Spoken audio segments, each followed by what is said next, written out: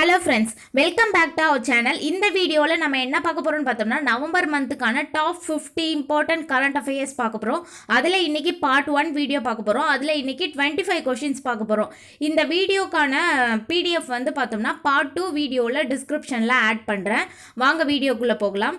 First one பார்த்தோம்னா அன்புச்சோலை திட்டம் எங்கு தொடங்கப்பட்டது? அன்புச்சோலை திட்டம் எங்கு தொடங்கப்பட்டது அப்படின்னு பார்த்தோம்னா திருச்சிராப்பள்ளி. ஒரு சிலதுக்கெலாம் வந்து எப்படி ஈஸியாக ஞாபகம் வச்சுக்கிறது அப்படின்றத சொல்கிறேன். இப்போ அன்புச்சோலை திட்டம் அப்படின்றது வந்து எதுக்காக அப்படின்னா வயதானவர்களை வந்து அந்த இடத்துல வந்து அவங்களுக்கு வந்து பொழுதுபோக்குக்காக நிறைய அம்சங்கள்லாம் உருவாக்கப்பட்டு அவங்களோட பொழுதை வந்து நிறைவாக கழிக்கணும் அப்படின்றதுக்காக உருவாக்கப்பட்ட ஒரு இடம் தான் வந்து அன்புச்சோலை திட்டம். அதை வந்து எப்படி ஞாபகம் வச்சுக்கலாம் அப்படின்னு பார்த்தோம்னா பெரியவங்களுக்குலாம் வந்து ஸ்கூல் ஓப்பன் பண்ணியிருக்காங்க அப்படின்ட்டு ஞாபகம் வச்சுக்கிறோம். அதனால திருச்சிராப்பள்ளி பள்ளி ஓப்பன் பண்ணியிருக்காங்க பெரியவங்களுக்கு. அது எதுக்காக அப்படின்னு பார்த்தோம்னா அன்புச்சோலை திட்டத்துக்காக திருச்சிராப்பள்ளி.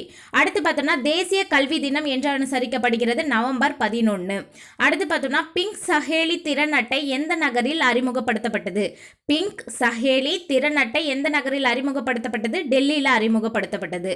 அடுத்து பார்த்தோம்னா தென்கொரியாவின் மிக உயரிய விருதான கிராண்ட் ஆர்டர் ஆஃப் முகுங்வா விருதினை பெற்ற முதல் அமெரிக்க அதிபர் யார்? Donald Trump. அடுத்து பார்த்தோம்னா முதல் முறையாக தோரியத்திலிருந்து யுரேனியம் எரிபொருள் மாற்றத்தை மேற்கொண்ட நாடு எது அப்படின்னு பார்த்தோம்னா தோரியத்திலிருந்து யுரேனியம் எரிபொருள் மாற்றத்தை மேற்கொண்ட நாடு சீனா. அடுத்து இந்திய சர்வதேச புள்ளியன் பரிமாற்றத்தில் தனது முதல் தங்க வர்த்தகத்தை செயல்படுத்திய வங்கி எது அப்படின்னு பார்த்தோம்னா பாரத ஸ்டேட் வங்கி தான் வந்து இந்திய சர்வதேச புள்ளியன் மாற்றத்தில் தனது முதல் தங்க வர்த்தகத்தை செயல்படுத்திய வங்கி எது அப்படின்னு பார்த்தோம்னா பாரத ஸ்டேட் வங்கி. இந்தியாவில் கனமான தகவல் தொடர்பு செயற்கைக்கோளினுடைய பெயர் என்ன? CMS-03. இந்த CMS-03 பற்றி நம்ம டெய்லி கரண்ட் அஃபேர்ஸில் ரொம்ப ப்ரீஃபாகவே பார்த்துருப்போம். அதில் இந்தியாவினுடைய கனமான தகவல் தொடர்பு செயற்கைக்கோளினுடைய பெயர் என்ன அப்படின்னு பார்த்தோம்னா CMS-03. அடுத்து பார்த்தோம்னா சிறந்த பொது போக்குவரத்து அமைப்பிற்கான தேசிய விருதினை வென்றுள்ள அமைப்பு எது?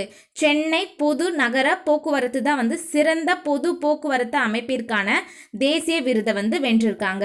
அடுத்து மித்திர சக்தி கூட்டு இராணுவ பயிற்சி எந்த இரு நாடுகளுக்கு இடையே நடைபெற்றது அப்படின்னு பார்த்தோம்னா இந்தியாவுக்கும் இலங்கைக்கும் இடையில தான் வந்து மித்திர சக்தி கூட்டு இராணுவ பயிற்சி நடைபெற்றது. அடுத்து 2026 ஆண்டுக்கான பிரிக்ஸ் உச்சி மாநாடு எங்கு நடைபெற உள்ளது அப்படின்னு பார்த்தோம்னா இந்தியாவில் நடைபெற உள்ளது. 2026 ஆண்டிற்கான பிரிக்ஸ் உச்சி மாநாடு எங்கு நடைபெற உள்ளது? இந்தியாவில். அடுத்து தேசிய கார்டிங் சாம்பியன்ஷிப் போட்டியில் சாம்பியன் பட்டத்தினை வென்ற முதல் இந்திய வீராங்கனை யார் அப்படின்னு பார்த்தோம்னா அர்ஷி குப்தா அப்படின்றவங்க தான் வந்து கார்டிங் சாம்பியன்ஷிப் போட்டியில் சாம்பியன் பட்டத்தை வென்ற முதல் இந்திய வீராங்கனை. அடுத்து பார்த்தோம்னா விருந்தாவணி வஸ்திரம் எந்த இந்திய மாநிலத்துடன் தொடர்புடையது? அசாம் மாநிலத்துடன் தொடர்புடையது. விருந்தாவணி வஸ்திரம் எந்த இந்திய மாநிலத்துடன் தொடர்புடையது அப்படின்னு பார்த்தோம்னா அசாம் மாநிலத்துடன் தொடர்புடையது. அடுத்து மரம் பழங்குடியினர் முக்கியமாக எந்த மாநிலத்தில் காணப்படுகின்றனர்?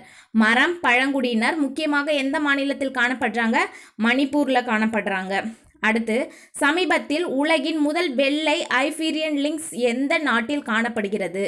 ஸ்பெயினில் தான் வந்து காணப்படுகிறது. சமீபத்தில் உலகின் முதல் வெள்ளை ஐபீரியன் லிங்க்ஸ் எந்த நாட்டில் காணப்படுது அப்படின்னு பார்த்தோம்னா ஸ்பெயினில் காணப்படுது. ஆஃபார் ஆன்லைன் ஸ்டோர் எந்த தளத்தில் தொடங்கப்பட்டுள்ளது? அரசு மின்சந்தை போர்ட்டலில் தான் வந்து தொடங்கப்பட்டிருக்கு. அடுத்து நாகார்ஜுனா சாகர் ஸ்ரீசைலம் புலிகள் சரணாலயம் எந்த மாநிலத்தில் அமைந்துள்ளது? நாகார்ஜுனா சாகர் அப்படின்னாலே ஆந்திர பிரதேசம் தெரியும். நாகார்ஜுனா சாகர் ஸ்ரீசைலம் புலிகள் சரணாலயம் ஆந்திர பிரதேசத்தில் அமைஞ்சிருக்கு. அடுத்து ஃபைடு செஸ் உலக கோப்பை 2025 எந்த இந்திய மாநிலத்தில் நடைபெற்றது? கோவா மாநிலத்தில் நடைபெற்றது. எந்த நாட்டை கடும் சூறாவளி புயலான மெலிசா தாக்கி பேரழிவை ஏற்படுத்தியது? ஜமாக்கா அப்படின்றது தான் வந்து கடும் சூறாவளி புயலான மெலிசா அப்படின்றது வந்து தாக்கி பேரழிவை ஏற்படுத்தியது. அடுத்து ஸ்விஸ் தொழில்நுட்ப நிறுவனமான டிக்யூ ஏர் அறிக்கையின்படி அக்டோபர் 2025 உலகின் மிகவும் மாசுபட்ட நகரமாக எது உள்ளது அப்படின்னு பார்த்தோம்னா உலகினுடைய மாசுபட்ட நகரம் அப்படின்னு பார்த்தோம்னா லாகூர். அடுத்து இவற்றில் எந்த மாநிலத்தில் சாவாங்குட் திருவிழா முக்கியமாக காணப்படுகிறது? மணிப்பூர். சாவாங்குட் திருவிழானாலும் மணிப்பூர் தான். மரம் பழங்குடியினர் அப்படின்றதும் வந்து மணிப்பூரில் தான் பார்த்தோம். அடுத்து பார்த்தோம்னா WHO வெளியிட்டுள்ள உலகளாவிய காசநோய் அறிக்கையில் முதலிடம் பிடித்துள்ள நாடு எது அப்படின்னு பார்த்தோம்னா இந்தியா தான். WHO வெளியிட்டுள்ள உலகளாவிய காசநோய் அறிக்கையில் ஃபர்ஸ்ட் பிளேஸில் இருக்குது. இந்தியாவின் முதல் நவீன நதி படகு முனையம் எங்கு அமைக்கப்பட்டுள்ளது? அசாமில் அமைக்கப்பட்டிருக்கு. இந்தியாவின் முதல் நவீன நதி படகு முனையம் எங்கு அமைக்கப்பட்டிருக்கு? அசாமில் அமைக்கப்பட்டிருக்கு. இந்தியாவின் முதல் மிகப்பெரிய பசுமை ஹைட்ரஜன் ஆலை எந்த மாநிலத்தில் தொடங்கப்பட்டுள்ளது? கர்நாடகா மாநிலத்தில் தொடங்கப்பட்டுள்ளது. இந்தியாவில் வேலைவாய்ப்பின்மை மாநிலங்கள் பட்டியலில் முதலிடம் பிடித்துள்ள மாநிலம் எது? இந்தியாவில் வேலைவாய்ப்பின்மை மாநிலங்கள் பட்டியலில் முதலிடம் பிடித்துள்ள மாநிலம் எது அப்படின்னு பார்த்தோம்னா உத்தரகாண்ட் தான். இதில் உத்தரகாண்டா உத்தரப்பிரதேசமான டவுட் வரக்கூடாது. உத்தரகாண்டு, ஏன்னா வேலை இல்லாதனால எல்லாருமே காண்டாயிட்டாங்க அப்படின்னு ஞாபகம் வச்சுக்கிறோம். உத்தரகாண்ட். அடுத்து பார்த்தோம்னா தேசிய நீர் விருது 2025 பட்டியலில் முதலிடம் பிடித்துள்ள மாநிலம் எது அப்படின்னு பார்த்தோம்னா மகாராஷ்டிரா. தேசிய நீர் விருது 2025 பட்டியலில் முதலிடம் பிடித்துள்ள மாநிலம் எது? மகாராஷ்டிரா. இதுக்கான பார்ட் 2 வீடியோ வந்து நம்ம பார்க்கலாம். அடுத்து தேங்க்யூ ஃப்ரெண்ட்ஸ். இந்த வீடியோ உங்களுக்கு பிடிச்சிருந்தா லைக் பண்ணுங்கள், உங்கள் ஃப்ரெண்ட்ஸுக்கும் ஷேர் பண்ணுங்கள், மறக்காமல் சப்ஸ்கிரைப் பண்ணுங்கள். தேங்க்ஸ் ஃபார் வாட்சிங்.